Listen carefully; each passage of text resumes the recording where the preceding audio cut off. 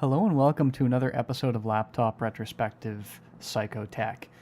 Today we are going to be talking about a concept that not a lot of people, mainstream consumers, really consider when purchasing a laptop, especially, or really any computer, and that is the issue of cooling solutions, particularly that of the CPU.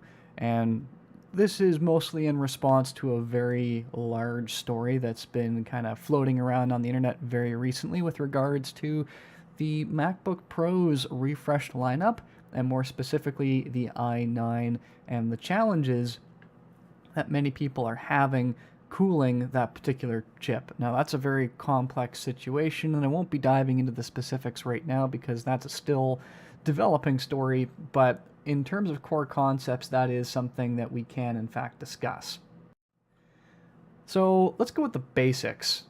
Very often when people are shopping for a computer, they're looking for the specs, the CPU, the RAM, the hard disk, the dedicated GPU, ports, you name it.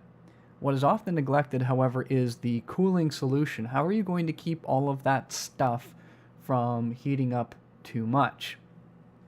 Now, this is where things get a little bit complicated because just because two laptops might have the same CPU, that does not mean that they are both going to perform the same way. Intel used to demand that chips must perform at certain minimum levels from the manufacturers for these chips to be included in these systems. However, as of 2015, this is no longer the case. Intel made the decision that computer manufacturers essentially have the freedom to set their own thermal limits.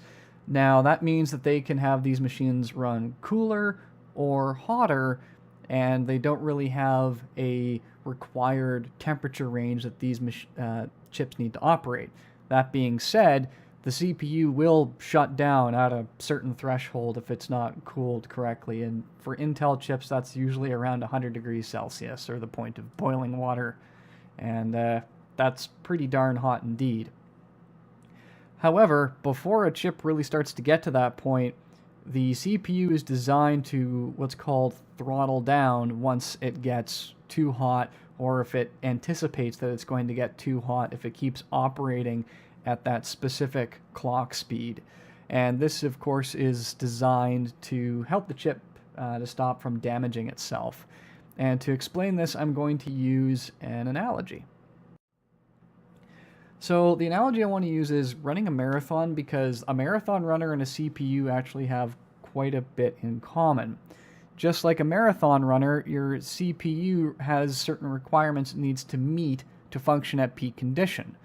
Both require cooling to function correctly. First of all, you'll see marathon runners either carry water with them or hit water stations where they have those little cups of water to ensure that they do not overheat and have everything that they need to keep functioning. I do not suggest that you pour water on your CPU because it's like a marathon runner. However, there is a way that you need to cool it. Now, just like a marathon runner can suffer heat exhaustion and dehydration, a CPU can also be damaged if it gets too hot. Now, just like a marathon runner can sprint for short distances, many CPUs on this market can do what's called a turbo boost.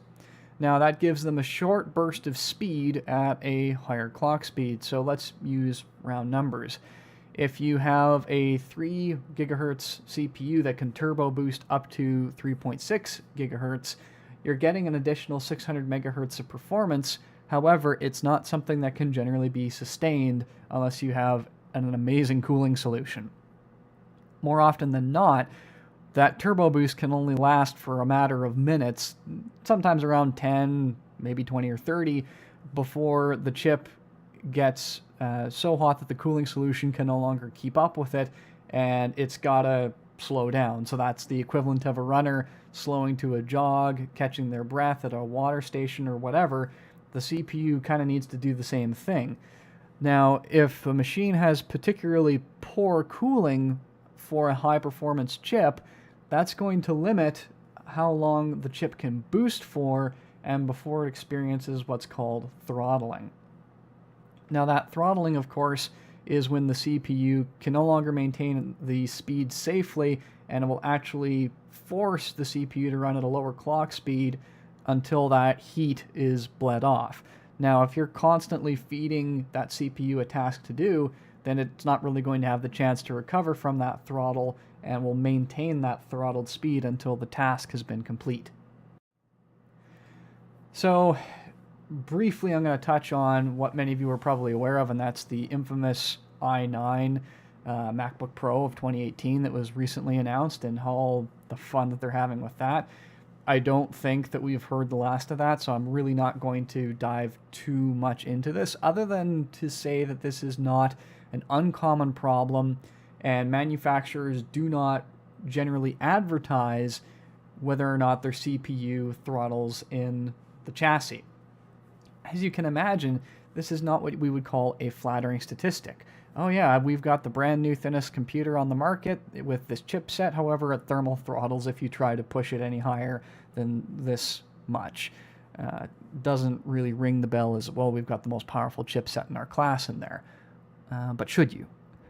So just to give you an idea, most MacBooks don't actually have their fans kick in full tilt until around 81 to 83 degrees Celsius, depending on what they're actually being asked to do.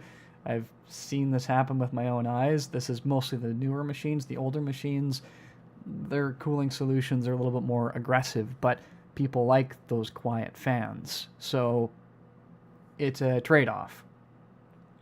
So many modern machines, if not most laptops, are going to throttle at some point because they cannot maintain this speed for an extended period of time. And this is due to consumer demand, really. You know, consumers want thin chassis and small fans, but that means that you're not going to be able to remove the heat fast enough. So keep that in mind, that there are potentially trade-offs. So again, I really want to stress, just because you have two computers that have the same CPU does not mean that they're going to perform equally. The one with the better cooling is ultimately going to prevail. Very quickly, these are the three basic kinds of cooling that you will see in a computer. The first two are the only ones that you'll really see in a laptop. The first is fan-based. So this is where a heat sink draws heat from the CPU. These are normally copper or aluminum, a metal with a low specific heat capacity. A fan is then going to suck that heated air out of the chassis, allowing the heat sink to cool again and absorb more heat, and the process continues. This is the most common in laptops today. There are some passively cooled based units where no fan is present. The heat sink is just left up to absorb that heat. So if you have a metal with a low specific heat capacity, it will heat up very quickly and draw that heat out. However, that means that it will also lose the heat quickly, which is what you want it to do. The heat is then removed into the surrounding air, which is normally the body of the laptop. Now, this is becoming more common, but it's arguably, if not scientifically, less effective than the fan-based method. Lastly, you have the liquid-based cooling, which is pumped or moved passively by thermodynamics to remove heat from the CPU, heads to a radiator, and then to a fan. It pretty much works the same way as cooling for your car does. I don't even know of a laptop that has this. It's mostly desktop, and it can require some extensive maintenance.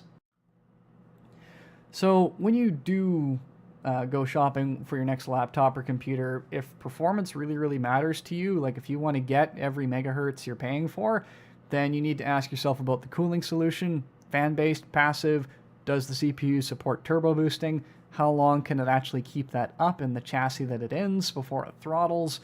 And is the performance acceptable to you? If it throttles too quick and the base clock that it throttles down to is too low for your expectations, then you need to make the informed consumer choice and do something about it. Remember that the hotter a CPU is going to run continuously, generally speaking, the shorter the lifespan. So if you do have a machine that is throttling hard and throttling often, keep in mind that that is going to have a negative impact on the durability of the components of that machine. It's just a reality. That's heat for you.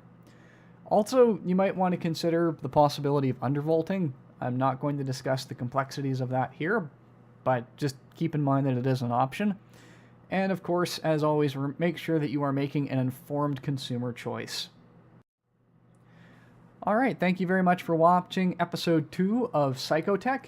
If you have ideas for future episodes or topics that you'd like to see me cover, please leave them in the comments below, or you can always pop over on Twitter, say hello there, leave your suggestions there. Or if you have any questions about what you've seen in this video, again, the comment section is great.